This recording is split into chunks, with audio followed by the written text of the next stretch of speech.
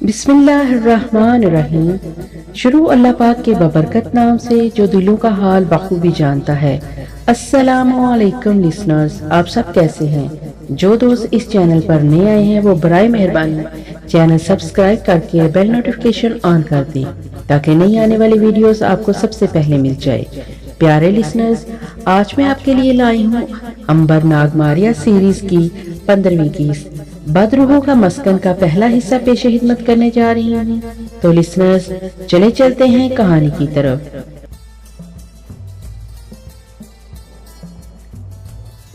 رات بڑی پرسرار تھی، چاروں طرف خاموشی تھی، صحرا میں دور دور تک کسی کی آواز سنائی نہ دیتی تھی، آسمان پر چاند کہیں بھی نہیں تھا، ستاروں کی دھیمی دھیمی روشنی میں ریت کے چھوٹے چھوٹے اونچے نیچے ٹیلے دور تک پھیلے ہوئے تھے جن پر تیز ہواؤں کے طوفانوں نے لہریں ڈال رکھی تھی۔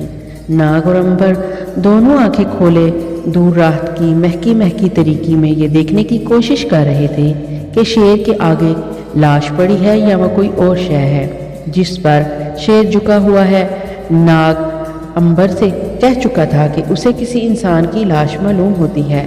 امبر نے غور سے دیکھا اور کہا شاید کسی انسان کی ہی لاش ہے، مگر شیر اسے کھا کیوں نہیں رہا؟ میرا خیال ہے ہمیں آگے بڑھ کر دیکھنا چاہیے کہ اصل ماجرا کیا ہے۔ دونوں دوست ریت پر لیٹے لیٹے کہنی اور گھٹنوں کے سہارے آگے بڑھنے لگے۔ جب وہ شیر کے قریب پہنچے تو وہ رک گئے۔ وہ ریت کے ایک چھوٹے سے ڈھیر کے پیچھے چھپے ہوئے تھے۔ انہوں نے دیکھا کہ ایک سفید داڑھی والا بزرگ قسم کا آدمی ریت پر لیٹا ہوا ہے اور شیر اس کے پاس کھڑا اسے سونگتا ہے اور کبھی آسمان کی طرف سر اٹھا کر دیکھتا ہے۔ امبر اور ناگ فوراً سمجھ گئے کہ وہ کوئی مسافر ہے جو بے سدھ ہو کر سو رہا ہے اور شیر سے بے خبر ہے۔ شیر اس آدمی کو ہڑپ کرنے کی تیاریاں کر رہا تھا۔ امبر نے ناگ سے کہا اگر شیر نے اس بزرگ پر حملہ کر دیا تو میں اس کی مدد کروں گا۔ ناگ نے کہا تم سے زیادہ میں اس کی مدد کر سکتا ہوں۔ ٹھیک ہے، پھر ہم دونوں بزرگ آدمی کی مدد کریں گے، لیکن اگر شیر چلا گیا تو ہم اسے کچھ نہیں کہیں گے کیونکہ اب ہم نے نیکی اور سچائی کی زندگی پر چلنا ہے۔ ہم اس وقت تک کسی کو نقصان نہیں پہنچائیں گے جب تک کہ کوئی ہمیں نقصان نہ پہنچائے۔ ابھی وہ باتیں ہی کر رہے تھے کہ اچانک شیر خوفناک انداز میں داڑا۔ اس کی دھاڑ سارے صحرا میں گونج گئی۔ سفید داڑھی والا بزرگ ہڑبڑا کر اٹھ بیٹھا اور شیر کو اپنے اوپر دیکھ کر کانپنے لگا۔ شیر نے زور سے پنجہ مارا جو اس آدمی کے پہلو میں ریت پر پڑا۔ اب امبر اور ناگ کے لیے ضروری ہو گیا تھا کہ وہ اس بے گناہ مسافر کی جان موذی شیر سے بچائیں۔ چنانچہ امبر نے زور سے ایک چیخ ماری اور لپک کر شیر کے سامنے آ گیا۔ امبر خوب جانتا تھا کہ شیر اس کا بال بھی بیکا نہ کر سکے گا۔ شیر نے ایک اور انسان کو ریت کے ٹیلے سے نکل کر اپنی طرف آتے دیکھا تو بزرگ انسان کو چھوڑ کر امبر پر حملہ کر دیا۔ امبر یہی تو چاہتا تھا۔ اصل میں شیر کی موت اسے امبر کی طرف لے آئی تھی۔ شیر نے آگے بڑھ کر پوری طاقت سے امبر کی گردن پر پنجہ مارا۔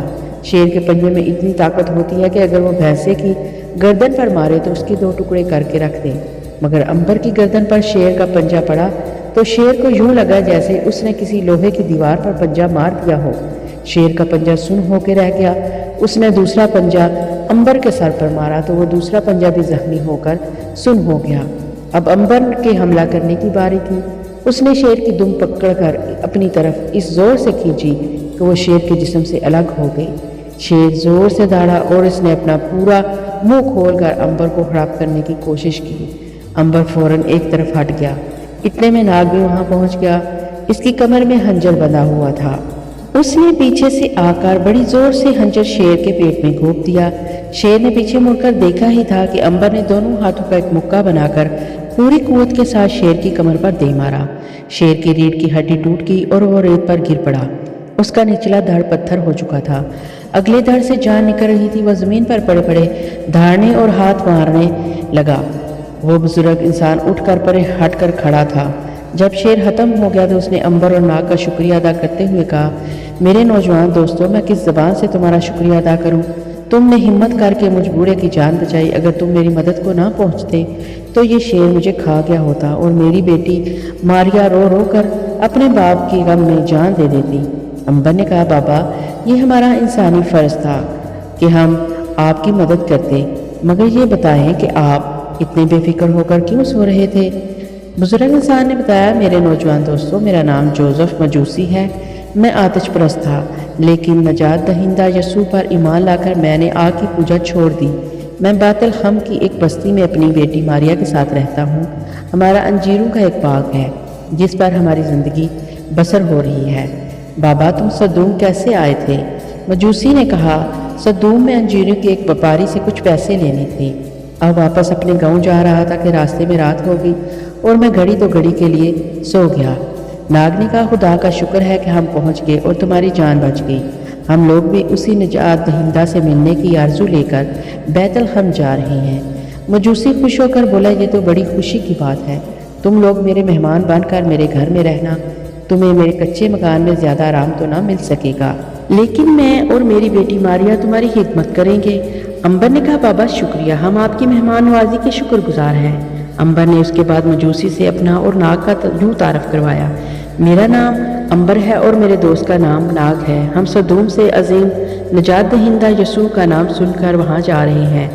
क्या हम उस अजीम हस्ती से मिल सकेंगे? मजूसी ने कहा, क्यों नहीं। उस अजीम हस्ती का दर सबके लिए खुला है।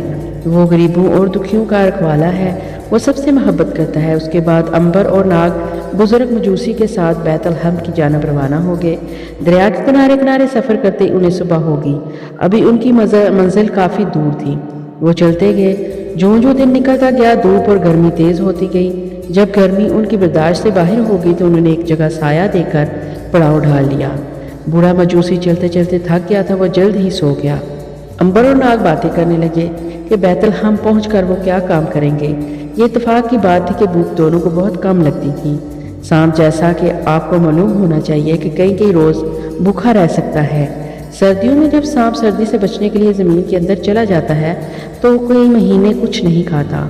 नाग भी सांप ही था और इंसान की शक्ल में आया हुआ था, चुनाचे उसे बहुत कम भूख लगती थी।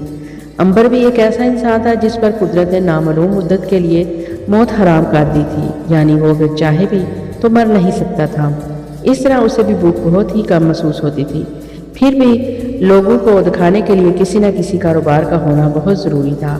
नाग ने कहा, मेरा ख्याल है मैं सांपों को पकड़कर बेचने का धंधा शुरू कर दूंगा। उस ज़माने में सांप पकड़कर बेचे भी जाते थे। ये सांप आमतौर पर वो लोग खरीदते थे जो इनकी खाल उतार कर उसे सुखाकर खास किस्म का चमड़ा तैयार करते थे। ये चमड़ा बड़े बड़े अमीर लोग अपनी चप्पल बनवाने के लिए खरीद लेते थे। अंबर ने कहा, यह ठीक रहेगा और मैं अपना वही पुराना धंधा दवाइयों वाला शुरू कर लूँगा। मेरे पास तिब्बत के राजा का दिया हुआ हीरा अभी तक मौजूद है। अगर हमारा धंधा ना चला तो मैं यह हीरा फरोख्त कर दूंगा। इसकी क्या ज़रूरत है भला? हमारी गुजर बसर किसी न किसी तरह से हो ही जाएगी। इस तरह बातें करते करते दिन गुरूब हो गया। सूरज की तपश ख़त्म हो गई और सहरा में शाम की ठंडी हवा चलने लगी। बुजुर्ग मजूसी भी उठ बैठा। उसने कहा, मेरे ख्याल से हमें अब अपना सफ़र शुरू कर देना चाहिए। अगर हम बगैर किसी जगह रुके रात भर सफ़र करते रहे तो सुबह बैतल हम पहुंच जाएंगे। अंबर ने कहा, अब हमें चल पड़ना चाहिए। रात भर वो बगैर रुके चलते रहे। पिछले पैर वो एक बस्ती के करीब से गुजरे जिसके बाहर भेड़ बकरियां बाड़े में बंधी इन्हें देखकर मिमियाने लगी। बुजुर्ग मजूसी ने थैले में से कुछ अंजीरें और मक्की की रोटी निकालकर आपस में बांट ली। उन्होंने एक जगह बैठकर रोटी खाई और छागल में से पानी पिया। खा पी कर वो दोबारा रवाना हो गए। जिस वक्त सहरा में दिन का उजाला फैला तो उन्हें दूर ऊंचे नीचे पहाड़ी टीलों पर बैतल हम की बस्ती नजर आई। उस बस्ती को देखते ही बुजुर्ग मजूसी ने आंखें बंद कर ली और हाथ उठाकर दुआ करने लगा। अंबर और नाग भी उसकी दुआ में शामिल हो गए। ए खुदावन, हमारे गुनाह माफ़ फरमा दे, हम पर अपना रहम नाजिल कर। हम बेड़ों की तरह सच्चे रास्ते से भटक गए थे कि तूने हमें सीधे रास्ते पर डाल दिया। हम तेरी ही इबादत करते हैं और तुझी से मदद मांगते हैं। तू ही हमारी उम्मीदों का सहारा है। तू ही हम दुखियारों का हाथ पकड़ने वाला है। हम तेरी ही हम्दो सना करते हैं और तेरी ही अजमत के गुण गाते हैं। हमारी मदद फरमा, आमीन। बैतलहम की बस्ती के करीब ही कोई 200 कदम के फासले पर खजूरों के झुंड में एक कच्चा मकान था जिसके इर्द गिर्द अंजीरों का बाग था। बुजुर्ग मजूसी ने कहा, ये मेरा मकान है जहाँ मेरी बेटी मारिया रहती है और मेरा इंतज़ार कर रही होगी। तुम लोग भी इसे अपना मकान ही समझो। जिस वक्त ये लोग मकान के सहन में दाखिल हुए तो मारिया ने अपने बाप के हाथ चूम लिए और सफ़र की हरियत दरियाफ्त की। مجوسی بزرگ نے اسے عنبر اور ناگ سے ملوایا اور کہا، بیٹی اگر تمہارے یہ دو بھائی میری جان نہ بچاتے تو آج میں اس دنیا میں نہ ہوتا۔ پھر مجوسی نے شروع سے لے کر آخر تک ماریا کو شیر کا سارا واقعہ سنا دیا۔ ماریا نے عنبر اور ناگ سے کہا، میرے عظیم بھائیوں، تم نے میرے باپ کی جان بچا کر اپنی ایک چھوٹی بہن پر اس کی زندگی کا سب سے بڑا احسان کیا ہے۔ میں تمہارے احسان کا بدلہ تو نہیں دے سکتی، لیکن اسے فراموش کبھی نہیں کروں گی۔ ماریا نیلی آنکھوں اور سنہری بالوں والی ایک بڑی ہی پیاری بچی تھی، جس کے چہرے پر بے حد بھولا پن تھا۔ عنبر اور ناگ نے کہا، وہ بھی ماریا سے اپنی چھوٹی بہن کی طرح پیار کرتے ہیں۔ ناگ نے کہا، میری کوئی بہن نہیں تھی، خداوند کا شکر ہے کہ مجھے ایک بولی والی نیک بہن مل گئی۔ عنبر نے بھی کہا، ماریا آج سے تم میری بھی چھوٹی بہن ہو، ہم دونوں تمہارے بڑے بھائی ہیں۔ ماریا بولی، اے خداوند، میں تمہاری نعمتوں کا کیسے شکر ادا کروں؟ تو نے مجھ غریب لڑکی کو گھر بیٹھے بیٹھے دو محبت کرنے والے بھائی عطا کر دیے۔ بزرگ مجوسی نے عنبر، ناگ اور ماریا تینوں کے سروں پر ہاتھ رکھ کر کہا، آج سے تم تینوں میری اولاد ہو۔ خدا تم بھائیوں اور بہن میں ایک دوسرے سے محبت اور احترام ہمیشہ زندہ رکھے۔ ماریا نے کہا، پیارے بھائیوں، اس تخت پوش پر بیٹھو، میں تمہارے لیے انجیریں، مکی کی روٹی اور بکری کا دودھ لاتی ہوں۔ عنبر نے کہا، پیاری بہن، ہم نے راستے میں کھانا کھا لیا تھا، تمہارا شکریہ۔ مجوسی نے کہا، بیٹی تم اپنے بھائیوں کو انجیر کا باغ دکھاؤ، میں ساہوکار کے ہاں سے ہو کر آپ بھی آتا ہوں۔ ماریا عنبر اور ناگ کو انجیر کے باغ میں لے گئی۔ یہ باغ اتنا بڑا تو نہیں تھا، لیکن اس کے درخت پھل سے لدے ہوئے تھے۔ ایک تختے میں انگور کی بیلیں بھی لٹکی ہوئی تھی، جن کی شاخوں انگوروں کے گچھوں سے لدی پھندی تھی۔ مکان کے صحن میں آ کر ماریا نے مٹی کی بڑی رکاب میں انگور رکھ کر عنبر اور ناگ کو پیش کیے۔ بیت الحم میں اس سے میٹھے انگور اور کہیں نہیں ہیں۔ بابا نے یہ بیل خاص طور پر مقدونیہ سے منگوائی تھی۔ شکریہ بہن، یہ انگور تو سچ مچ بڑے میٹھے ہیں۔ ماریا کا گھر اگرچہ مٹی کا گھر تھا، مگر بڑا ہی صاف ستھرا تھا۔ کوٹھری میں مٹی کے برتن بڑے سلیقے سے لگے ہوئے تھے۔ صحن میں روٹی پکانے کا تندور تھا، دوسری طرف باڑے میں بکریاں بندھی ہوئی تھیں۔ ماریا بکریوں کا دودھ دھونے لگی اور عنبر اور ناگ اس سے اجازت لے کر بیت الحم کی طرف چل پڑے۔ بیت الحم کی بستی بہت ہی قریب تھی۔ وہ بہت جلد بستی میں پہنچ گئے۔ یہ بستی بہت چھوٹی سی تھی، اونچی نیچی کچی سڑکیں ادھر ادھر چلی جا رہی تھیں، جن کے کنارے کنارے مٹی اور پتھر کے ایک منزلہ مکان بنے ہوئے تھے۔ اس بستی میں زیادہ تر کسان اور مزدور لوگ رہتے تھے۔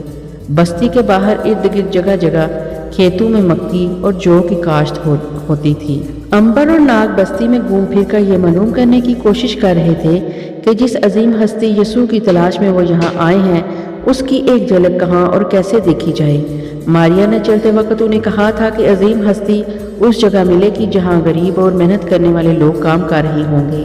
عنبر اور ناگ کھیتوں میں آ گئے جہاں کسان ہل چلا رہے تھے۔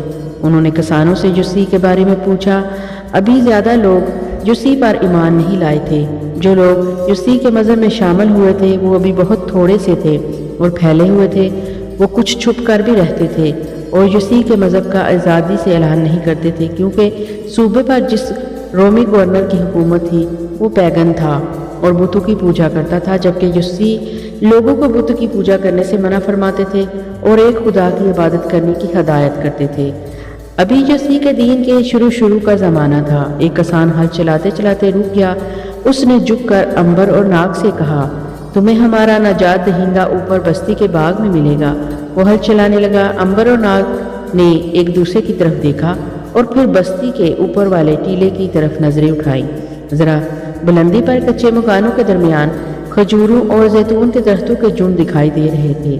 یہی وہ مقدس باغ تھا جہاں وہ عظیم ہستی موجود تھی جس کی بشارت یوحنا نبی نے دی تھی۔ دونوں دوست اس باغ کی چڑھائی چڑھنے لگے۔ دونوں دوست بستی کے اوپر مقدس باغ کے دروازے پر پہنچ گئے۔ وہ باغ میں داخل ہوئے تو انہوں نے درختوں کے پیچھے ایک سفید سی روشنی ابھرتی ہوئی دیکھی۔ وہ بڑے حیران ہوئے کہ دھوپ کے علاوہ یہ سفید روشنی کہاں سے آ رہی ہے۔ وہ آگے بڑھتے گئے۔ روشنی اب زیادہ صاف ہو گئی تھی۔ یہ روشنی زیتون اور کھجور کے درختوں کے ایک جھنڈ میں سے ابھر رہی تھی۔ جب وہ اس جھنڈ کے پاس پہنچے تو انہوں نے دیکھا کہ کچھ غریب کسان لوگ خاموشی سے بڑے ادب کے ساتھ زمین پر سر جھکائے بیٹھے ہیں اور ان کے درمیان ایک بڑی ہی مقدس اور جلالی صورت کا حسین ترین انسان گھاس پر بیٹھا انہیں نیکی اور سچائی کی باتیں بیان کر رہا ہے۔ سفید روشنی اس عظیم ہستی کے جسم کے ارد گرد پھیلی ہوئی تھی۔ دونوں دوست بڑے ادب کے ساتھ وہیں زمین پر بیٹھ گئے اور انہوں نے بھی احتراماً سر جھکا لیا۔ دیر تک وہاں بیٹھے اس عظیم ہستی کا واعظ سنتے رہے۔ انہیں یوں محسوس ہو رہا تھا جیسے کوئی عظیم الشان فرشتہ سفید بادلوں میں بیٹھا انہیں خداوند کے احکام سنا رہا ہے۔ پھر جب انہوں نے سر اٹھایا تو وہ روشنی بڑی آستگی، نرمی اور سکون کے ساتھ درختوں میں سے گزر رہی تھی۔ جب یہ روشنی اس عظیم ہستی کے ساتھ باغ میں سے باہر نکل گئی تو عنبر اور ناگ نے چونک کر دیکھا۔ ناگ، ہم کب سے یہاں بیٹھے ہیں؟ میرا خیال ہے ہم صبح سے یہاں بیٹھے تھے اور اب شام ہو گئی ہے، لیکن ایسا لگتا ہے جیسے ابھی آ کر بیٹھے ہوں۔ اب وہاں سے کسان اٹھ کر اپنے اپنے کھیتوں کو جانے لگے تھے۔ ایک کسان سے پوچھنے پر معلوم ہوا کہ وہ عظیم ہستی یسوع ہی تھے جو دکھی دلوں پر ہمدردی اور محبت کے مرہم رکھنے اس دنیا میں آئے تھے اور جن کے مقدس چہرے پر آسمانی نور تھا۔ دونوں دوست دیر تک اس روشنی کو دیکھتے رہے جو آہستہ آہستہ دور ہو کر باغ سے کھیتوں کی طرف جا رہی تھی۔ جب وہ روشنی نظروں سے اوجھل ہو گئی تو وہ دونوں وہاں سے اٹھ کر ماریا کے گھر واپس آ گئے۔ شام ہو رہی تھی۔ مجوسی انجیر کے باغوں میں پھلوں کو سکھانے کے بعد بوریوں میں بند کر رہا تھا اور ماریا تندور میں مکی کی روٹی لگا رہی تھی۔ اس نے پوچھا، اچھے بھائی، تم اتنی دیر کہاں رہے؟ کیا عظیم یسوع کی زیارت ہوئی؟ ہاں میری بہن، ہم مقدس باغ میں اس عظیم ہستی کا واعظ سن رہے تھے کہ پتہ ہی نہ چلا کب دن گزر گیا، کب سورج چڑھا اور کب شام ہو گئی۔ تم خوش قسمت ہو میرے بھائیوں کہ تمہیں یسوع کی زیارت نصیب ہوئی۔ عنبر نے کہا، اس میں کوئی شک نہیں ماریا بہن، ہم خوش قسمت ہیں اور ہم اپنی قسمت پر جتنا فخر کرے کم ہے۔ اتنے میں ماریا کا باپ بھی وہاں آ گیا۔ جب اسے معلوم ہوا کہ عنبر اور ناگ مقدس باغ میں نجات دہندہ یسوع کا واعظ سن کر آ رہے ہیں تو اس نے بھی دونوں کو مبارکباد دی اور کہا، مقدس یسوع کا واعظ سننے والوں کے لیے جنت میں تخت بچھ جاتے ہیں۔ ماریا نے اپنے باپ اور بھائیوں کے لیے روٹی ڈال کر تخت پوش پر رکھی۔ سب نے مل کر کھانا کھایا اور سفید روشنی والے مقدس یسوع کی باتیں کرنے لگے۔ شام کے سائے گہرے ہونا شروع ہو گئے تھے۔ دور بستی کے اوپر گورنر گیلی کے شاہی محل کی فصیلوں پر مشلیں روشن ہو گئی تھی۔ عنبر نے مجوسی سے پوچھا، بابا، کیا گورنر گیلی اسی محل میں رہتا ہے؟ ہاں بیٹا، گورنر ایک ظالم اور بے رحم رومن ہے۔ وہ پیگن ہے اور بتوں کی پوجا کرتا ہے۔ وہ مقدس یسوع کے ماننے والوں کو پسند نہیں کرتا، لیکن ابھی اس نے مقدس یسوع اور اس کے ماننے والوں کے خلاف کوئی قدم نہیں اٹھایا، شاید اس لیے کہ ابھی اسے کوئی خطرہ محسوس نہیں ہوا، مگر سنا ہے کہ اس نے حکم دے رکھا ہے کہ اگر کوئی مسیح کھلے بندوں چوک میں واز کرے تو اسے گرفتار کر لیا جائے۔ ناگ نے کہا، کیا گورنر اپنے طور پر یہ سب کچھ کر رہا ہے؟ مجوسی نے کہا، اپنے طور پر بھی کر رہا ہے بیٹا، مگر اسے روم کے بادشاہ کی بھرپور حمایت حاصل ہے، کیونکہ روم کا بادشاہ پیگن ہے اور کسی ایسے مذہب کو پسند نہیں کرتا جو اس کے اپنے مذہب کی مخالفت کرے۔ حکومت اس کی ہے، اس لیے وہ جو چاہے کر سکتا ہے۔ عنبر نے پوچھا، کیا مقدس یسوع کو اس کے بارے میں علم ہے کہ گورنر اور روم کی حکومت ان کے واعظ کو پسند نہیں کرتی؟ کیوں نہیں بیٹا، وہ تو خدا کے نبی ہیں، انہیں تو سب کچھ معلوم ہوتا ہے، مگر وہ سچ پر ہے اور لوگوں کو خدا کا پیام سنانے اس دنیا میں تشریف لائے ہیں۔ وہ سوائے خدا کے اور کسی سے اپنا معاملہ نہیں رکھتے، انہیں دنیا کی کوئی طاقت نہیں ڈرا سکتی، وہ اپنا آواز جاری رکھیں گے۔ ناگ نے کہا، کس قدر عظیم ہستی ہے ہمارے مقدس یسوع کی، کاش ہم ان کے قدموں کو چھونے کی سعادت حاصل کر سکتے۔ ماریا نے کہا، عزیز بھائیوں، مقدس یسوع تو ساری انسانیت کے لیے رحمت اور محبت بن کر آئے ہیں۔ ان کی محبت امیر غریب سب کے لیے ایک جیسی ہے۔ جو کوئی بھی ان کے پاس جاتا ہے وہ محبت سے اس کے سر پر اپنا مقدس ہاتھ رکھتے ہیں اور اسے سچائی اور نیکی کا درس دیتے ہیں۔ اس طرح پاکیزہ اور نیک باتیں کرتے کرتے وہ لوگ سو گئے۔ صبح مرغ کی بانگ کے ساتھ ان کی آنکھ کھل گئی۔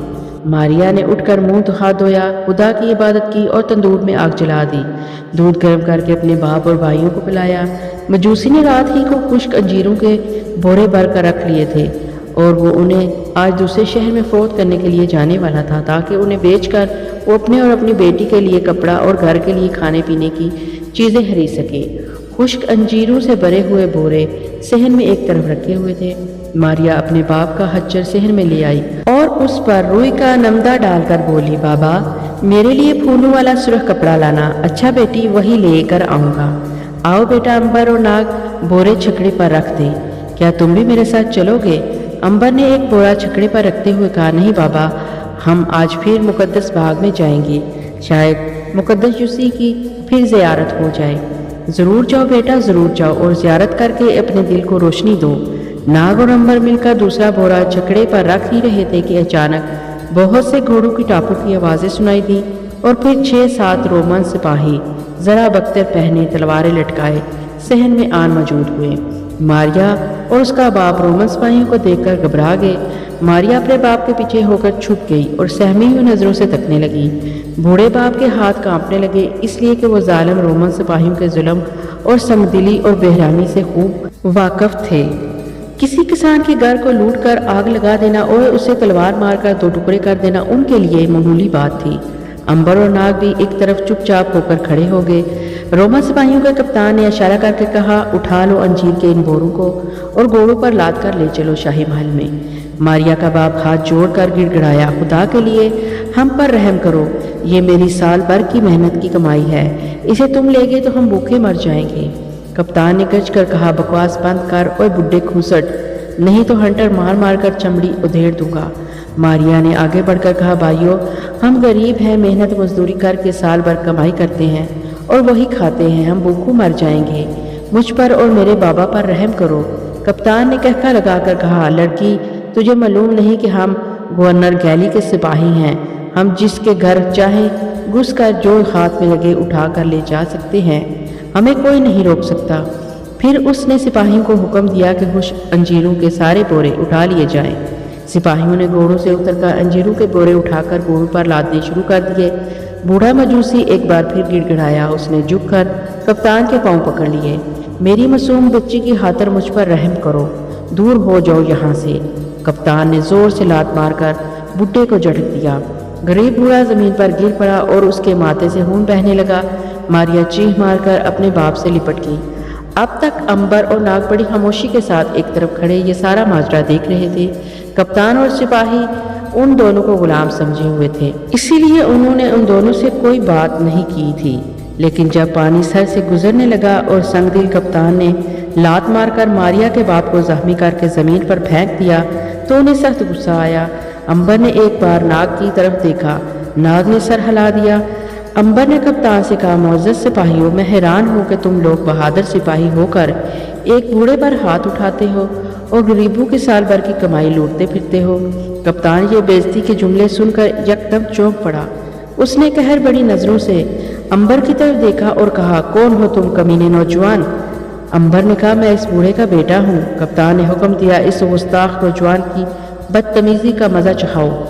ایک سپاہی گھوڑے سے اتر کر امبر کی طرف بڑھا، اس نے ہنٹر کھول کر ہوا میں لہرایا اور امبر کی طرف ہنس کر دیکھتے ہوئے بولا، تیری موت کا وقت قریب آ گیا ہے نوجوان۔ ناگ اس عرصے میں وہاں سے کھسک کر انجیر کے باغ میں آ گیا تھا۔ یہاں کھجوروں کے جھنڈ میں پہنچ کر اس نے آنکھیں بند کر لی اور افریقہ کے ہاتھی کا تصور دماغ میں لا کر زور سے پھنکار ماری اور دوسرے لمحے ناگ کی جگہ وہاں افریقہ کا ایک طاقتور پہاڑ جیسا ہاتھی کھڑا اپنی خوفناک سونڈ ہلا رہا تھا۔ دوسری طرف سپاہی نے پوری طاقت سے ہنٹر لہرایا اور امبر پر مارا۔ امبر نے ہنٹر کو دونوں ہاتھوں سے پکڑ کر اپنی طرف کھینچا۔ سپاہی اس کے قدموں میں آ کر منہ کے بل گر پڑا۔ امبر نے زور سے اپنا پاؤں اس کے سر پر مارا، اس کا سر پھٹ گیا اور خون بہنے لگا۔ رومن کپتان غصے میں پتھر گیا، اس نے تلوار میان سے نکالی اور امبر کو قتل کرنے کے لیے آگے بڑھا ہی تھا کہ پیچھے سے جنگلی ہاتھی کی بھیانک چنگاڑ سنائی دی۔ گھوڑے بدک گئے۔ کپتان نے ہڑبڑا کر پیچھے دیکھا، ایک پہاڑ جیسا ہاتھی اپنی خوفناک سونڈ اٹھائے ان کے سروں پر پہنچ گیا تھا۔ سب کی آنکھیں خوف سے پھٹی کی پھٹی رہ گئی، اس لیے اس جگہ زندگی میں کبھی کسی نے ہاتھی نہیں دیکھا تھا۔ وہ علاقہ ہاتھیوں کا نہیں تھا، ہاتھی صرف فوج میں رکھے جاتے تھے۔ ماریا اور اس کا باپ بھی ایک طرف سہم کر بیٹھ گئے۔ ہاتھی اب سپاہیوں کے سروں پر پہنچ گیا تھا۔ اس نے سونڈ اٹھا کر زور سے ایک سپاہی پر دے ماری۔ سپاہی اچھل کر ایک طرف گر پڑا، سونڈ گھوڑے کی پیٹھ پر پڑی اور اس کی کمر ٹوٹ گئی۔ کپتان نے چیخ کر کہا، شاہی محل کی طرف بھاگو جلدی۔ सिपाही घोड़ियों को एड़ी लगाकर अपने कप्तान के साथ घोड़े दौड़ाते वहां से भाग गए। हाथी ने फतह के खुशी में जोर से चिंगार मारी और खजूरों के झुंड में जाकर गायब हो गया। मारिया का बाप अंबर की तरफ देखकर बोला, मेरे बेटे, ये हाथी खुदा की तरफ से हमारी मदद करने आया था। जरूर खुदा ने हमारी फरियाद सुन ली थी। अंबर ने कहा, हाँ बाबा, खुदा ने तुम्हारी फरियाद सुन ली थी। मारिया ने पूछा, भाई ना कहाँ चला गया है? अंबर ने मुस्कुराकर कहा, बात असल में ये है कि वो बहुत डरपोक है, सिपाहियों को देखकर हमेशा डर जाता है। अब भी वो डर के बाग में खिसक गया था। सिपाही चले गए हैं ना, अब वो वापस आ जाएगा। अंबर ने बाग की तरफ मुंह करके नाग को आवाज दी। नाग अपना सर चाटता खजूरों के झुंड से नमूदार हुआ और करीब आकर बोला, ये हाथी यहाँ किधर से आ गया था? मजूसी ने कहा, तुमने हाथी को देखा ना? नाग ने कहा, हाँ बाबा, वो तो कोई मस्त हाथी था, बिल्कुल मेरे करीब से होकर गुजरा। अगर मैं झाड़ियों में छुप न जाता तो वो मुझे अपने पांव तले कुचल डालता। बेटा, खुदा ने ऐन वक्त पर एक हाथी को बेचकर जिसने हमारी मदद की और सिपाहियों को मार भगाया, मगर बेटा ये बड़े जालिम लोग हैं, वो मुझसे हाथी का बदला लेने ज़रूर आएंगे। अंबर ने कहा, तुम फिक्र न करो बाबा, अगर वो दोबारा आए तो खुदा उस हाथी को फिर से हमारी मदद के लिए बेच देगा। हाँ बाबा, तुम फिक्र न करो, आओ यहाँ बैठ जाओ, मैं तुम्हारे सर के जख्म के लिए मरहम लाती हूँ। अंबर ने बूढ़े मजूसी के सर का जख्म धोकर उस पर मरहम लगाई और पट्टी बांध दी। रात को सोने से पहले नाग ने उसी खतरे का इजहार किया जिसका जिक्र मारिया के बाप ने किया था। रोमन सिपाही इंतकाम जरूर लेने आएंगे। जस्टिनियन सूबा गेल का गवर्नर था। ये एक जालिम और खुद सर गवर्नर था और अपने आप को सूबे का बादशाह समझता था। उन दिनों यहूदियों का मजहब ही चारों तरफ फैला हुआ था। गवर्नर जस्टिनियन के दरबार का लाट पादरी भी यहूदियों का सरगना था और वो यूसी के खिलाफ था, क्योंकि यूसी के वाज बड़े सच्चे और नेकी की तरफ बुलाने वाले होते थे, जिससे यहूदियों का मजहब खतरे में पड़ गया था। लाट पादरी ने बादशाह का कान भरने शुरू कर दिए कि यसूई के प्रचार की वजह से लोग उसके खिलाफ हो गए हैं और वो बादशाह के खिलाफ लोगों को बगावत पर उबार रहे हैं। हालांकि ये बिल्कुल गलत बात थी। बादशाह कानून को बड़ा कच्चा था और खुशामद करने वालों को पसंद करता था। चनाचे उसने उस पर लाट पादरी की सिखाई पढ़ाई का असर होना शुरू हो गया। उस वक़्त सूबे की हालत वैसी ही थी जैसी सारी रोमी सल्तनत की थी। रोमियों ने फौजी ताकत से सारे एशिया और उसके उस ज़माने के सारे यूरोप पर कब्जा जमा रखा था। हर मुल्क से बेशुमार दौलत आती थी। दरबारी ऐशो इशरत में पड़े हुए थे। रोम का शहंशाह खुद गरीबों के दुख दर्द बुलाकर दिन रात ऐशो इशरत में मगन रहता था। अमीर लोग ज़्यादा अमीर और गरीब लोग ज़्यादा गरीब हो गए थे। दौलत सिर्फ ऊपर वाले दरबारी लोगों के पास थी। गरीब लोग भूखों मरते थे। जब कभी गरीब लोग भूख से तंग आकर कहीं कोई हंगामा करते तो शहंशाह के हुक्म से उनके सर काटकर चौक में लटका दिए जाते, या फिर शहंशाह गरीब भूखों की तवज्जो हटाने के लिए अखाड़े में बड़े मेले का इंतजाम करते था, जिसमें कैदियों को भूखे शेरों के आगे डाला जाता। लोग खेल तमाशे पसंद करते थे, वो इसमें गुम होकर अपनी भूख को भूल जाते थे। गैली में भी यही आलम था। गवर्नर जस्टिनियन के हुक्म से सिपाही भूखे लोगों का कत्ल आम शुरू कर देते थे। जिस घर में चाहते घुस कर सामान लूट कर ले जाते। यही वजह थी कि वो मारिया के बाप के घर में भी घुस आए थे और उन्होंने बाबा की साल भर की कमाई लूट कर ले जाने की कोशिश की थी। अगर नाग और अंबर मारिया के बाबा की मदद ना करते तो वो गरीब अपनी मेहनत की कमाई से महरूम हो जाता और उन्हें भूखा रहकर सारा साल गुजारना पड़ता। गवर्नर चूँकि खुद गैर जिम्मेदार आदमी था, इसलिए उसके दरबारी और सिपाही भी हर जगह अपनी मनमानी करते फिरते थे और कोई उन्हें पूछने वाला ना था। सिपाहियों के इस दस्ते ने मारिया के घर पर डाका डालने की कोशिश की थी। वो बादशाह का खास खफासती दस्ता था और उसके ज़िम्मे शाही बावर्ची खाने का बंदोबस्त करना भी था। ये सिपाही खुश अंजीर के बोरे लूट कर शाही बावर्ची खाने में डालना चाहते थे। कप्तान ने शाही महल में जाकर अपने सारे सिपाहियों को इकट्ठा किया और कहा, उस बूढ़े के घर में हमारी बेइज्जती हुई है। उसने एक जादू के हाथी के जरिए हमें शिकस्त दी है, मगर उसके पास इतना बड़ा और कीमती हाथी कहाँ से आ गया? एक सिपाही ने कहा, सरकार, ज़रूर उस बूढ़े ने शाही दस्ते के हाथियों में से कोई हाथी चोरी किया है, वरना उसके पास हाथी कहाँ से आ सकता है? कप्तान ने कहा, तुम ठीक कहते हो, मैं आज ही उसके खिलाफ चोरी का मुकदमा दर्ज करता हूँ। मैं उससे अपनी بے عزتی کا انتقام ضرور لوں گا۔ 2 روز بعد کپتان نے چوری کے الزام میں ماریا کے گھر فوجی پولیس کا چھاپا ڈلوا دیا۔ الزام یہ تھا کہ ماریا کے باپ نے شاہی فوج کا ہاتھی چوری کیا ہوا ہے جس سے وہ اپنے باغ میں کام کرواتا ہے۔ فوجی پولیس نے ماریا کے مکان کو چاروں طرف سے گھیر لیا اور باغ اور مکان کی تلاشی لینی شروع کر دی۔ فوج نے مکان اور باغ کا کونا کونا چھان مارا مگر ہاتھی کا کہیں نام و نشان تک نہ ملا۔ سوال یہ تھا کہ اتنا بڑا جنگلی جانور بلا کیسے کوئی چھپا سکتا ہے۔ فوجی افسر نے کہا تم لوگ غلط کہتے ہو، یہاں تم پر ہاتھی نے حملہ کیا تھا۔ بلا یہاں ہاتھی کہاں ہو سکتا ہے، تم نے ضرور کوئی ڈراؤنا خواب دیکھا ہے۔ کپتان نے کہا عالی جناب عالی، میں نے خواب نہیں دیکھا بلکہ اپنی آنکھوں سے ہاتھی کو حملہ کرتے دیکھا ہے۔ اگر میں پھرتی سے ایک طرف ہٹ نہ جاتا تو وہ ضرور مجھے ہلاک کر دیتا۔ افسر نے جھنجھنا کر کہا لیکن آخر وہ ہاتھی چلا کہاں گیا؟ کیا اس کو زمین کھا گئی یا آسمان نکل گیا؟ اگر کل جہاں ہاتھی موجود تھا تو آج کہاں چلا گیا؟ کپتان نے فوجی افسر کو باغ میں لے جا کر زمین دکھائی، وہاں ہاتھی کے پاؤں کے بڑے بڑے نشان موجود تھے۔ فوجی افسر اب حیران رہ گیا کہ یہ کیا ماجرا ہے، اگر ہاتھی وہاں نہیں تھا تو اس کے نشان کہاں سے آ گئے؟ فوجی افسروں نے حکم دیا کہ ماریا اور اس کے باپ کو گرفتار کر لیا جائے۔ اتفاق سے اس وقت ناگ اور عنبر گھر پر موجود نہیں تھے، وہ شہر میں اپنے کاروبار کے لیے کوئی اچھی سی جگہ تلاش کرنے گئے ہوئے تھے۔ ماریا اور اس کا باپ پریشان ہو گئے، انہوں نے سپاہیوں کو بہت سمجھانے کی کوشش کی کہ ان پر ہاتھی کے چوری کا الزام لگایا جا رہا ہے، وہ جھوٹا الزام ہے۔ فوجی افسر نے کڑک کر کہا اگر تم نے ہاتھی چوری نہیں کیا تو یہ اس کے پاؤں کے نشان کہاں سے آ گئے ہیں؟ بوڑھے نے کہا حضور مجھے بالکل نہیں معلوم کہ یہ نشان کہاں سے آ گئے ہیں، میں نے ہاتھی کی چوری نہیں کی، میں بے گناہ ہوں، میں بے قصور ہوں۔ ماریا نے بھی ہاتھ جوڑ کر کہا میرے بابا نے ہاتھی نہیں چرایا، میرے بابا بے گناہ ہے، وہ چور نہیں ہے، ہمیں چھوڑ دو۔ بکواس بند کرو لڑکی، تم دونوں ہمارے ساتھ شاہی قلعے میں چلو گے، وہاں کوتوال کے سامنے فیصلہ ہوگا۔ رومن کپتان کی سازش کامیاب رہی۔ فوجی افسر نے ماریا اور اس کے باپ کو گرفتار کرنے کا حکم دے دیا۔ رومن کپتان نے دونوں باپ بیٹی کو پکڑا اور انہیں اپنے ساتھ لے کر شاہی قلعے کی بڑی چوکی کی طرف روانہ ہو گیا۔ وہ دونوں گڑ گڑاتے رہ گئے مگر ان کی آہذاری کسی نے بھی نہ سنی۔ عنبر اور ناگ اس وقت شہر میں ایک تاجر کے پاس کھڑے حویلی کا سودا کر رہے تھے۔ یہ حویلی ایک منزلہ تھی جس کے نیچے بہت بڑی ڈیوڑی کے آگے ایک باغ تھا جس میں فوارہ لگا ہوا تھا۔ اس فوارے کے سامنے 2 کوٹھیاں تھیں۔ عنبر یہاں رہ کر اپنا کاروبار کرنا چاہتا تھا۔ جب سودا طے ہو گیا تو عنبر اور ناگ ماریا اور اس کے بوڑھے باپ سے اجازت لینے واپس گھر کی طرف آ گئے۔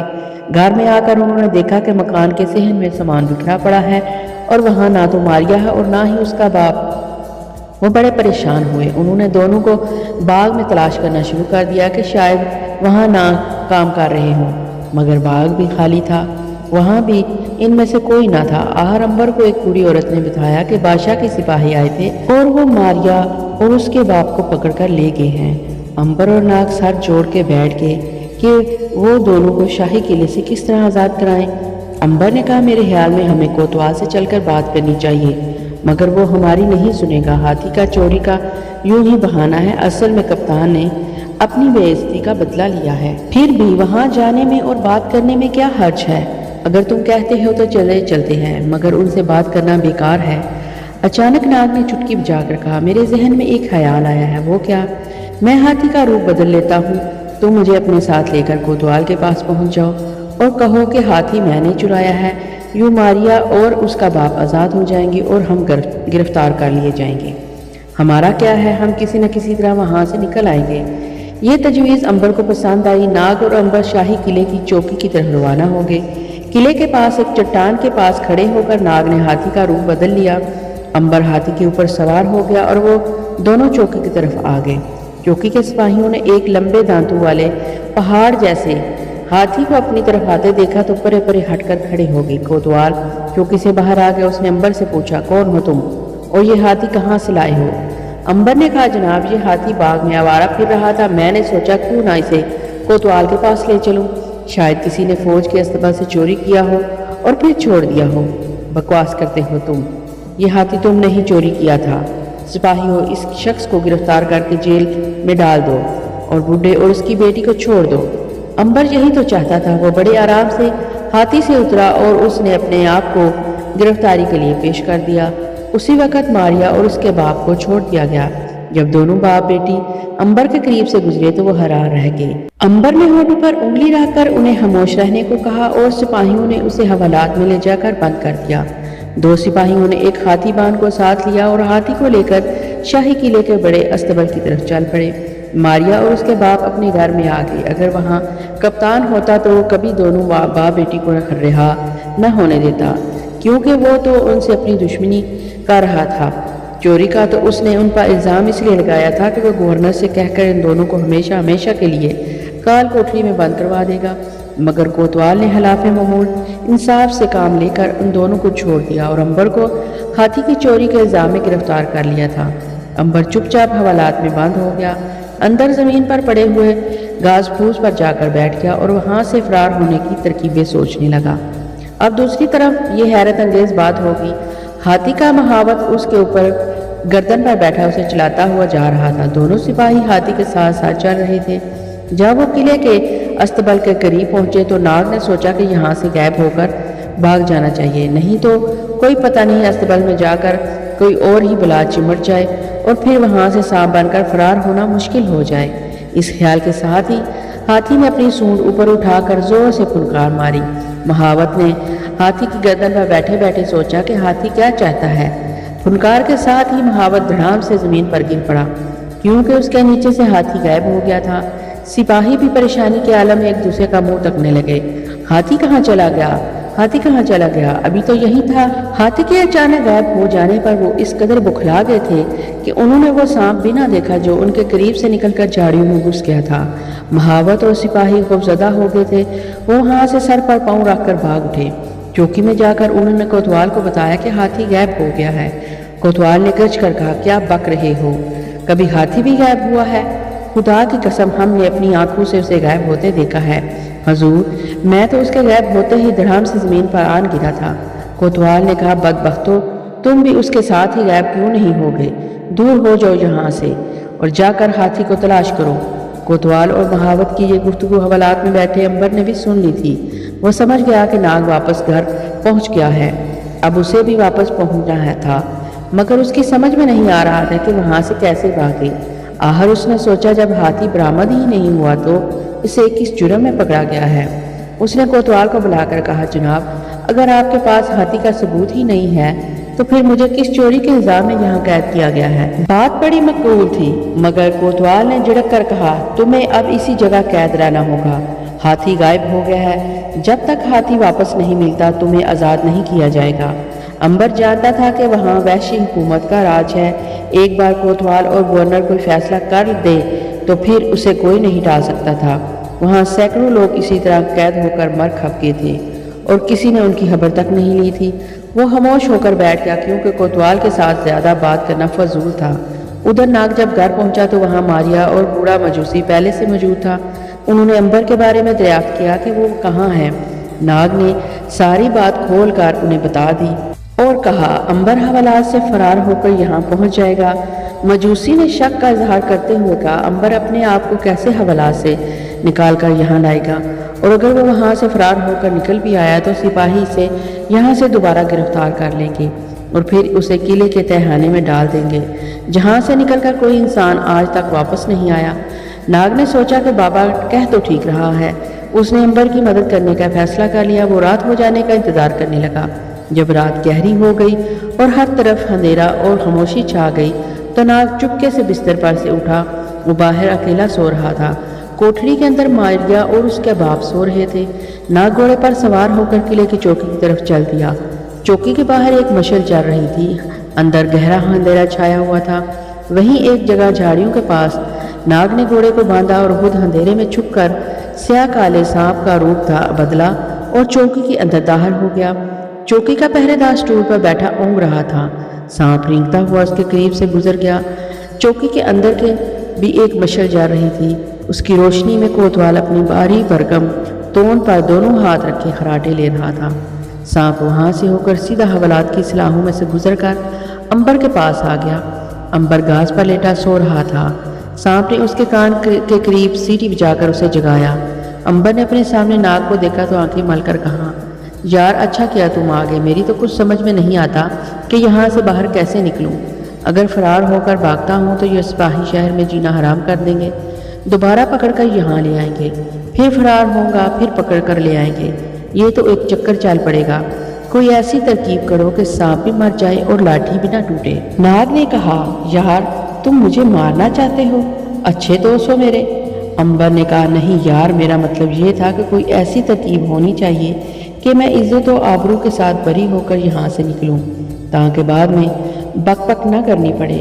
سانپ نے کہا، اسی لیے تو میں یہاں آیا ہوں، میرے ذہن میں ایک ترکیب آئی ہے، سن لو۔ ناگ نے عنبر کو ساری ترکیب سمجھا دی۔ ترکیب یہ تھی کہ سانپ کوتوال کے کمرے میں جا کر اسے ڈس دے گا۔ کوتوال کے شور مچانے پر عنبر اسے کہے گا کہ وہ اس کا علاج کر دے گا اور اسے تندرست بھی کر دے گا، بشرطے وہ عنبر کو آزاد کر دے۔ عنبر نے کہا کہ ترکیب تو بڑی اچھی ہے، مگر وہ سانپ کے کانٹے کا علاج میں کس طرح کروں گا؟ سانپ نے کہا، اس کے لیے میں تمہیں ایک منکا دیتا ہوں، تم یہ منکا جہاں میں کاٹوں گا وہاں رکھ دینا، یہ سارا زہر چوس لے گا۔ ناگ نے اپنے منہ سے سبز رنگ کا ایک منکا نکال کر عنبر کے آگے ڈال دیا۔ عنبر نے منکا اٹھا کر اپنی جیب میں رکھ لیا۔ سانپ چپکے سے رینگتا ہوا حوالات کی سلاخوں سے باہر نکل گیا۔ اب اس کا رخ اس کوٹری کی طرف تھا جہاں مشل کی ہلکی ہلکی روشنی میں کوتوال اپنے پیٹ پر ہاتھ رکھے اونگ رہا تھا۔ وہ چپکے سے کوتوال کے کمرے میں داخل ہو گیا۔ کوتوال اسی طرح اونگ رہا تھا۔ ناگ کے لیے یہ موقع بڑا غنیمت تھا۔ اس نے وقت ضائع کرنا مناسب نہ سمجھا اور سیدھا فرش پر رینگتا ہوا کوتوال کے پاؤں کے پاس پہنچ گیا۔ ٹھیک اس وقت باہر سے گوروں کے ہنہنانے کی آوازیں آئیں اور کوتوال کی آنکھ کھل گئی۔ وہ اٹھا باہر کی طرف جانے لگا۔ سانپ لپک کر کوتوال کے سامنے آ کر پھن پھلا کر کھڑا ہو گیا۔ کوتوال کی چیخ نکل گئی، مگر اس عرصے میں سانپ نے بڑی تیزی کے ساتھ کوتوال کے سینے پر ڈس دیا۔ سانپ سانپ سانپ، کوتوال نے شور مچا دیا۔ سارے سپاہی سانپ کی تلاش میں اٹھ دوڑے، مگر سانپ اپنا کام کر کے وہاں سے 9 ہو چکا تھا۔ سپاہی اسے چوکی کے کمروں میں تلاش کر رہے تھے اور وہ چوکی سے باہر باغ کی جھاڑیوں میں دوڑتا ہوا جنگل کی چڑھائی کی طرف جا رہا تھا۔ کوتوال کی حالت خراب ہونا شروع ہو گئی۔ شور کی آواز سن کر عنبر حوالات میں بیٹھے بیٹھے سمجھ گیا کہ سانپ نے اپنا کام کر دکھایا ہے۔ اس نے ایک سپاہی سے پوچھا، کیا ہوا ہے؟ سپاہی نے کہا، کوتوال کو زہریلے خنجر سانپ نے ڈس لیا ہے۔ عنبر نے کہا، کوتوال سے کہو کہ میں سانپ کے کانٹے کا علاج کر لیتا ہوں۔ سپاہی نے کوتوال سے کہا تو اس نے ہاتھ اٹھا کر کہا، اسے جلدی یہاں لاؤ، میں مر رہا ہوں۔ عنبر نے فوراً کوتوال کے پاس جا کر سانپ کا کاٹا ہوا زخم دیکھا، وہاں زہریلا چھالا پڑ گیا تھا۔ عنبر نے کہا، کوتوال میں ایک شرط پر تمہاری جان بچا سکتا ہوں۔ دیوتا کے لیے شرط جلدی بتاؤ، میری جان نکلی جا رہی ہے۔ شرط یہ ہے کہ تم مجھے عزت کے ساتھ بری کر دو گے، مجھے منظور ہے، اور اگر تم مکر گئے میں ابھی تمہاری رہائی کا حکم دیتا ہوں۔ سپاہیوں، اس شخص کو فوراً رہا کر دو۔ جو حکم حضور۔ اب تو میری جان بچاؤ، زہر نے میرا گلا خشک کر دیا ہے۔ عنبر نے جیب سے منکا نکالا اور اسے کوتوال کے جسم پر اس جگہ رکھ دیا جہاں سانپ نے کاٹ کھایا تھا۔ منکے کا زخم کے اوپر رکھنا تھا کہ اس کے ایک دم زہر چوسنا شروع کر دیا۔ دیکھتے ہی دیکھتے منکا پھول گیا۔ عنبر نے پھولے ہوئے منکے کو ہٹا کر نچوڑا اور صاف کر کے دوبارہ زخم کے اوپر رکھ دیا۔ 2-3 بار ایسا کرنے سے کوتوال کے جسم کا سارا زہر باہر آ گیا اور وہ بلا چنگا ہو گیا۔ اس نے کہا، تم نے میری جان بچا کر مجھ پر بڑا احسان کیا ہے نوجوان، کاش میں تمہارے لیے کچھ اور بھی کر سکتا۔ ہاں، اگر تم چاہو تو میں تمہیں ایک اونٹ تحفے میں دے سکتا ہوں۔ عنبر نے کہا، آپ نے مجھے آزاد کر دیا، میرے لیے آپ کا یہی احسان بہت ہے، اونٹ لے کر میں کیا کروں گا؟ عنبر چوکی سے باہر نکل کر گھر کی طرف روانہ ہو گیا۔ ناگ گھر واپس پہنچ کر اپنے بستر پر لیٹا ہوا تھا۔ اس نے عنبر کو دیکھا اور کہا، وہ کم بخت بچ گیا تھا کہ نہیں؟ اگر وہ نہ بچتا تو میں یہاں کس طرح آتا؟ چلو یہ بلا بھی سر سے ٹل گئی۔ صبح اٹھ کر جب ماریا اور اس کے باپ کو معلوم ہوا کہ عنبر بھی رہا ہو کر واپس گھر آ گیا ہے تو اس نے خوشی سے اسے اپنے سینے سے لگا لیا اور کہا، بیٹا عنبر، میں بے حد خوش ہوں کہ تم آزاد ہو کر آ گئے ہو، مگر کوتوال نے تمہیں کیسے چھوڑ دیا؟ وہ تو بڑا کمینہ اور ظالم شخص ہے۔ عنبر نے ایک فرضی کہانی گڑھ کر سنا دی۔ عنبر اور ناگ نے شہر میں ایک جگہ حویلی کرائے پر حاصل کر لی اور دعاؤں کا دھندا شروع کر دیا۔ ناگ نے ادھر ادھر سے کچھ سانپ پکڑ کر مٹکوں میں بند کر دیے اور اس کا کاروبار شروع کر دیا۔ دن میں 2-3 سانپ بک جاتے۔ عنبر بھی 4-5 مریضوں کا علاج کر کے تھوڑا بہت کما لیتا۔ اس طرح کم سے کم وہ بابا اور ماریا پر بوجھ بننے سے بچ گئے تھے۔ وہ اپنی کمائی کر کے کھانا چاہتے تھے ادھر کمینہ خصلت رومن کپتان کو جب پتا چلا کہ اس کی بے عزتی کرنے والا عنبر بھی حوالات سے رہا ہو کر چلا گیا ہے تو وہ غصے سے پاگل ہو گیا۔ اس نے اپنے خاص سپاہی سے کہا، یہ میری بے عزتی ہے کہ میرا دشمن اس بستی میں، اس شہر میں میری آنکھوں کے سامنے دندناتا پھرے اور میں اس کے خلاف کچھ نہ کر سکوں۔ سپاہی نے کہا، حضور حکم کرے، جو کہیں گے ویسا ہی ہوگا۔ میں آپ کا نمک خوار ہوں، میں آپ کی عزت کی خاطر اپنی جان بھی قربان کر سکتا ہوں۔ کپتان نے کہا، اس بوڑھے کھوسٹ کی بیٹی کو اٹھا کر لے آؤ، میں اسے کنیز بنا کر کسی ایسے ظالم سوداگر کے ہاتھ فروخت کر دوں گا کہ پھر ساری عمر رو رو کر گزارے گی۔ ایسا ہی ہوگا سرکار۔ ایک دن صبح کو ناگ اور عنبر اپنے اپنے کام پر گھر سے چلے گئے۔ ماریا کا باپ بھی انجیروں کے باغ میں زمین کی گوڈی کرنے چلا گیا۔ گھر میں ماریا اکیلی رہ گئی۔ وہ بکریوں کو پانی پلانے کے بعد ان کا دودھ مٹکے میں دھو رہی تھی کہ ایک بوڑھی عورت کمر پر ہاتھ رکھے لاٹھی ٹیکتی صحن میں آئی اور بولی، بیٹی، خداوند تمہارا بھلا کرے، بڑی بھوک لگی ہے، تھوڑا سا دودھ مل جائے گا؟ ماریا بڑی نیک اور نرم دل لڑکی تھی۔ اس نے کہا، اماں جی آپ بیٹھے، میں ابھی آپ کے لیے دودھ ڈال کر لاتی ہوں۔ بوڑھی عورت صحن میں زمین پر بیٹھ گئی اور بڑی مکار نظروں سے چاروں طرف دیکھنے لگی۔ اصل میں یہ ایک بڑی ہی چلاک پھپھے کٹنی تھی جسے رومی کپتان نے ماریا کو اغوا کروانے کے لیے بھیجا تھا۔ ماریا نے مٹی کے پیالے میں دودھ ڈال کر بڑھیا کو پیش کیا۔ پھپھے کٹنی بڑھیا دودھ لے کر پینے لگی۔ دودھ پی کر اس نے ماریا کو دعائیں دی اور پھر اپنے تھیلے سے ایک شیشی نکال کر بولی، بیٹی، تم نے اس غریب عورت کو دودھ پلا کر اس کا دل جیت لیا ہے۔ میں تمہیں خوش ہو کر ایک تحفہ دینا چاہتی ہوں، تم ساری عمر مجھے یاد کرو گی۔ ماریا نے خوش ہو کر کہا، اماں جی اس کی کیا ضرورت ہے، غریبوں کی خدمت تو ہمارا فرض ہے۔ خدا تمہیں ہمیشہ سکھی رکھے بیٹی، تم بہت نیک دل لڑکی ہو۔ یہی وجہ ہے کہ میں تم سے خوش ہو کر تمہیں یہ خالص کستوری کا عطر دے رہی ہوں۔ یہ میں نے حتن کے صحراؤں میں رہنے والے خالص سیاہ ہرن کے ناف سے حاصل کیا ہے، یہ لو۔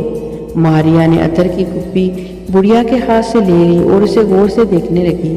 پھپھے کٹنی نے کہا، بیٹی اسے دیکھنے سے تمہیں کیا پتہ چلے گا، ذرا سونگھ کر دیکھو، خالص کستوری کا عطر ہے۔ ماریا نے کپی کھول کر اسے ناک سے لگایا۔ جو ہی اس نے سانس اندر کی طرف کھینچا، ایک تیز بو اس کے دماغ کو چڑھ گئی اور وہ بے ہوش ہو کر فرش پر گر پڑی۔ اس پھپھے کٹنی نے دروازے میں کھڑے ہو کر باہر کسی کو اشارہ کیا۔ فوراً کھجوروں کی درختوں میں سے 2 گھڑ سوار آگے آئے۔ انہوں نے بے ہوش ماریا کو ایک سفید لبادے میں ڈھانپ دیا اور اٹھا کر گھوڑے پر ڈال کر وہاں سے فرار ہو گئی۔ بڑی مکار عورت نے اپنا تھیلا سنبھالا اور وہ بھی وہاں سے رفو چکر ہو گئی۔ ماریا کو بگا کر لے جانے کے بارے میں اس کے بوڑھے باپ کو علم نہ ہو سکا۔ وہ بیچارہ باغ میں اپنا کام کر رہا تھا۔ تھوڑی دیر بعد اسے پیاس محسوس ہوئی۔ اس نے سوچا کہ گھر میں چل کر دودھ پیا جائے، چنانچہ اس نے لکڑی کا پھاوڑا وہیں رکھا اور گھر میں آ گیا۔ صحن میں بکری بندھی ہوئی تھی، دودھ کا مٹکا اسی طرح زمین پر پڑا ہوا تھا۔ بوڑھے کا ماتھا ٹھنکا کہ ماریا تو کبھی دودھ کے مٹکے کو اس طرح زمین پر ننگا رکھ کر کہیں نہیں گئی۔ اس نے ماریا کو آوازیں دی، کوئی جواب نہ آیا۔ وہ کچھ پریشان ہو گیا۔ وہ آوازیں دیتا ہوا کوٹڑی کے اندر آ گیا۔ ماریا وہاں پر بھی نہیں تھی۔ اب وہ بے چین ہو کر ماریا کو ادھر ادھر تلاش کرنے لگا۔ وہ باغ میں بھی گیا، اس نے سارا باغ، سارا مکان چھان مارا، مگر ماریا وہاں ہوتی تو اسے ملتی۔ وہ تو اس ظالم سپاہیوں کے گھوڑے پر بے ہوش پڑی کسی نامعلوم مقام کی طرف لے جائی جا رہی تھی۔ بوڑھا سر پکڑ کر بیٹھ گیا اور اپنی بیٹی کی جدائی میں رونے لگا۔ وہ سمجھ گیا کہ اس کے ساتھ کسی نے دشمنی کی ہے اور اس سے کسی بات کا بدلہ لے لیا ہے۔ دوپہر کے بعد عنبر اور ناگ گھر آئے تو بوڑھے نے ماریا کی گمشدگی کی خبر سنائی۔ وہ بھی بڑے حیران ہوئے کہ ماریا کو کون اغوا کر لے گا۔ ناگ نے کہا، عنبر میں نہ تمہیں کہتا تھا کہ وہ کمینہ رومن کپتان ضرور اپنی بے عزتی کا بدلہ لے گا، چنانچہ یہ کام اسی کا ہے۔ اسی بدبخت نے ماریا کو اغوا کروایا ہے، اب خدا جانے وہ اسے کہاں لے گیا ہوگا۔ بوڑھے باپ نے روتے ہوئے کہا، خداوند کے لیے میری بچی کو برباد ہونے سے بچاؤ، نہیں تو میں سر پٹک پٹک کر جان دے دوں گا۔ عنبر نے ماریا کے باپ کو سنبھالتے ہوئے کہا، بابا آپ گھبرائیں نہیں، گھبرانے سے کچھ نہیں ہوگا، ہمیں سوچنے کا موقع دیں، ہم ماریا کو ضرور ڈھونڈ لیں گے، اس طرح رونے اور گھبرانے سے تو کچھ نہیں ہوگا۔ उसी रात अंबर और नाग सर जोड़कर बैठ गए और सोचने लगे कि मारिया को कहाँ तलाश किया जाए। एक बात के बारे में इन्हें पुख्ता यकीन था कि उसे सिवाय रोमन कप्तान के और किसी ने अगवा नहीं किया। मोहल्ले में उन्होंने कुछ लोगों से पूछा, मगर इत्तेफाक की बात थी कि उस वक्त मोहल्ला बिल्कुल खाली था। किसी ने भी मारिया को अगवा होते हुए नहीं देखा था। नाग बोला, कुछ भी हो, मारिया को उसी कमीने शख्स ने अगवा किया है। अंबर ने कहा, वो तो ठीक है, मगर अब सोचने की बात यह है मारिया को किस जगह कैद रखा गया होगा। जहां तक मेरा ख्याल है रोमी कप्तान उसे शाही किले की किसी कोठरी में बंद कर देगा। नाग ने पूछा, मगर खाली अगवा कर लेने से इसे क्या हासिल होगा? वो बोगस और इंतकाम की आग ठंडी करना चाहता है। मेरा ख्याल इससे मुख्तलिफ है। मेरा ख्याल है वो इसे ज़रूर किसी मुर्दा फरोश के हाथों बेच देगा। नाग परेशान होकर बोला, खुदा ना करे ऐसा हो, ये तो बड़ी खौफनाक बात होगी। बहरहाल हमें हर किस्म के बुरे हालात की तवक्को रखनी चाहिए। हमारा दुश्मन एक कमीना और हासद इंसान है, वो हर किस्म की घटिया हरकत कर गुजरेगा। नाग ने अंबर से कहा कि वो कनीज़गार मिला की रूह से क्यों नहीं मदद लेता, वो इसे बता सकती है कि मारिया किस जगह पर है। अंबर ने कहा, यह ख्याल तो मेरे जहन में भी आया था, मगर मैं ये सोचकर खामोश हो गया कि इतनी छोटी सी बात के लिए उसे तकलीफ देना अच्छा नहीं लगता। हम खुद मारिया को तलाश कर लेंगे। वो तो ठीक है अंबर, लेकिन हम तो रूह से सिर्फ ये पूछना चाहते हैं कि मारिया किस जगह कैद है, बस। बाकी उसको आज़ाद करवाने का सारा काम हम खुद कर लेंगे। अगर तुम कहते हो तो मैं रूह को बुलाकर पूछ लेता हूँ। वो दोनों अंजीर के बाग में अकेले बैठे हुए थे। नाग वहाँ से हटकर परे हो गया, क्योंकि अंबर रूह को तन्हाई में मिलना चाहता था। अंबर ने रूह को आवाज़ देनी शुरू कर दी। काफ़ी देर के पुकारने के बाद कारमिला की रूह जाहिर होगी। उसने आते ही कहा, अंबर, याद रखो हम इस बस्ती में बहुत कम आ सकते हैं, क्योंकि इस बस्ती में खुदा का एक बुजुर्ग नबी रहता है और लोगों को सच्चाई और नेकी की तालीम देता है। तुमने बुलाया तो मैं बड़ी मुश्किल से इजाज़त लेकर यहाँ आई हूँ, वो भी सिर्फ तुम्हारे लिए, क्योंकि तुमने मुझ पर बहुत बड़ा एहसान कर दिया है कि मैं तुम्हारे सामने इनकार नहीं कर सकती। अंबर ने कहा, अरे अच्छी रूह, मैं तुम्हारा बेहद शुक्रगुजार हूँ कि तुमने मेरी खातिर इतनी तकलीफ़ उठाई और मेरी इज़्ज़त अफजाई की। कारमिला की रूह ने पूछा, बताओ तुमने मुझे किस लिए बुलाया है? अंबर ने सारा किस्सा खोलकर रूह के सामने बयान कर दिया। रूह ने एक गहरा सांस भरा और बोली, जिस लड़की के बारे में तुमने मुझसे पूछा है वो इस बस्ती में नहीं है। फिर वो कहाँ है?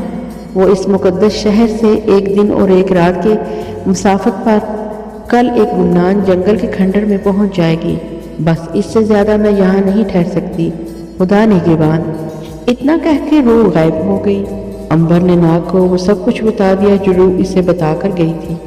मारिया अभी रास्ते में ही है। उसे इस बस्ती से एक दिन और एक रात के फासले पर जंगल के किसी खंडर में ले जाया जा रहा है। अंबर ने नाग से कहा, हम मारिया का ताक़ुब करेंगे।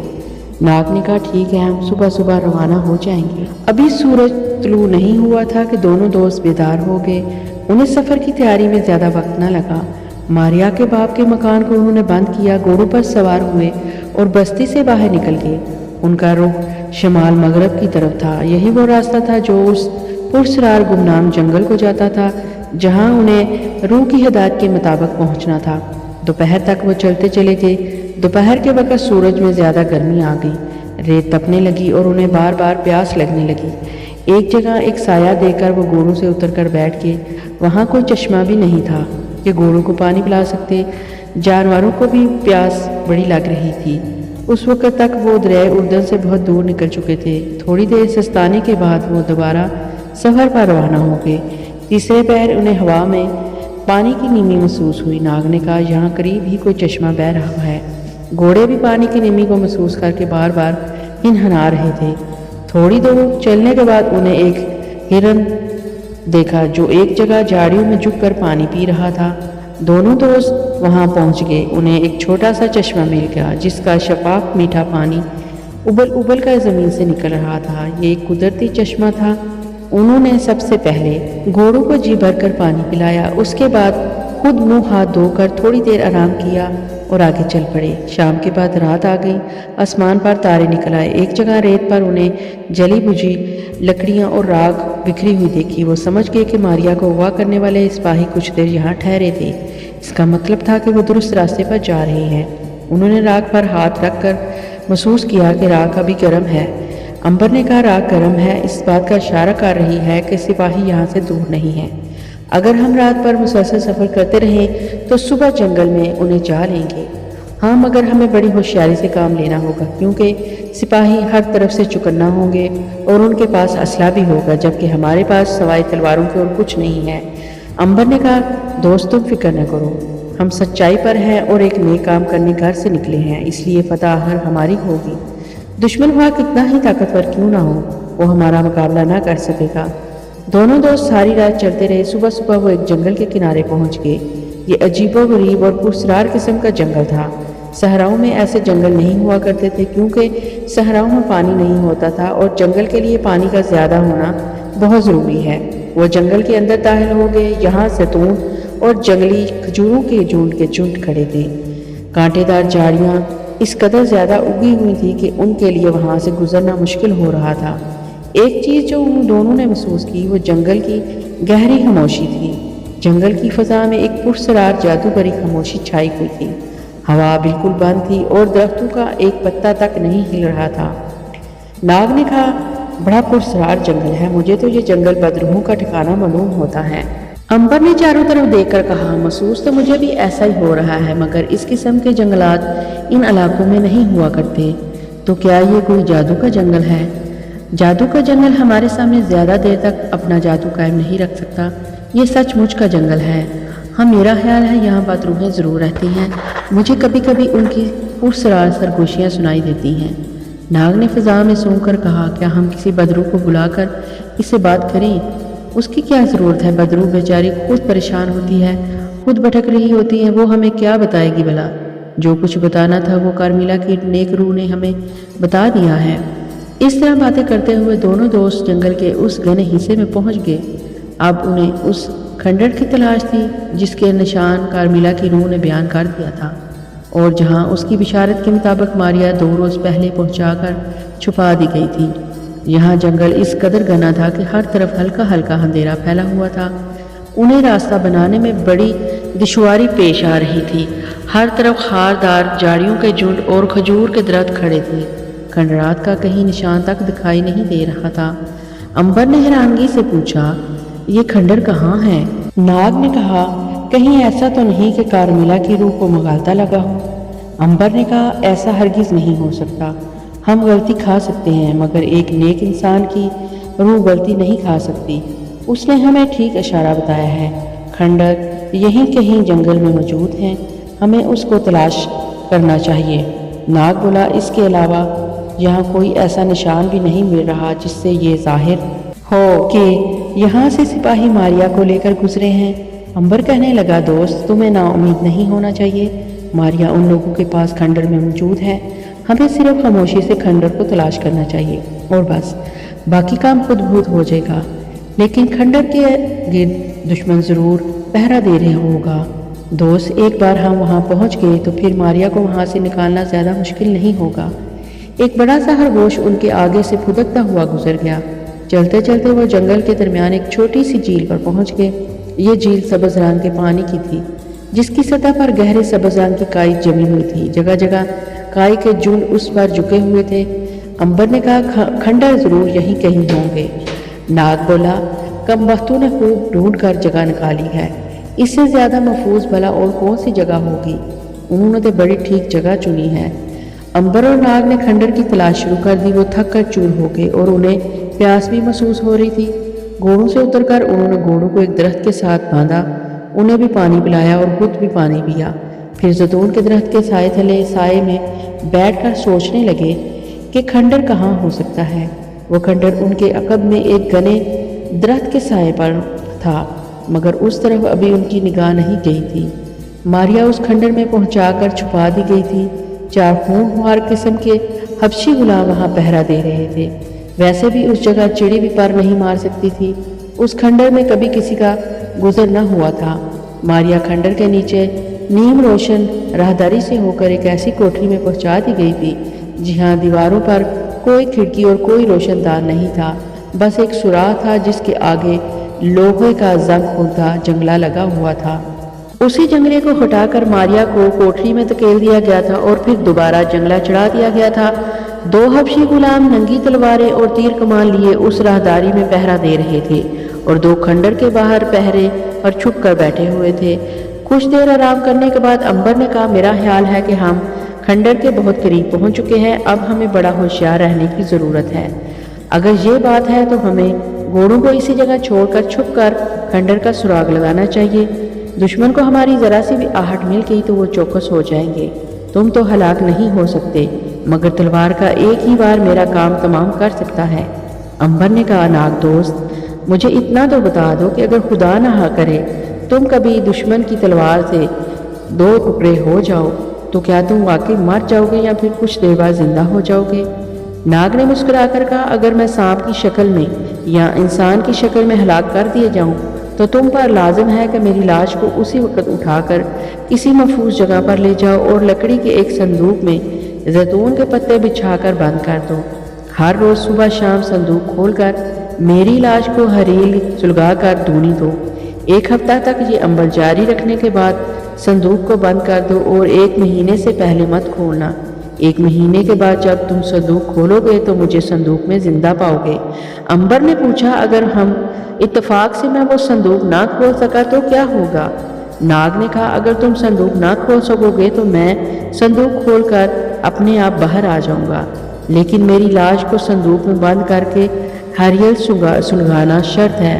अगर ऐसा ना किया गया तो मैं इस दुनिया में दोबारा वापस ना आ सकूंगा। प्यारे लिसनर, यहाँ तक की कहानी आपको कैसी लगी? अपनी राय का इजहार कमेंट बॉक्स में जरूर करिएगा, क्योंकि आपकी राय मेरे लिए बहुत कीमती है और मुझे सपोर्ट करिएगा। इस कहानी का अगला हिस्सा जल्द ही लेकर आऊँगी। तब तक के लिए अपनी दुआ में याद रखिएगा। फिर मिलेंगे इंशाअल्लाह। अल्लाह हाफिज़।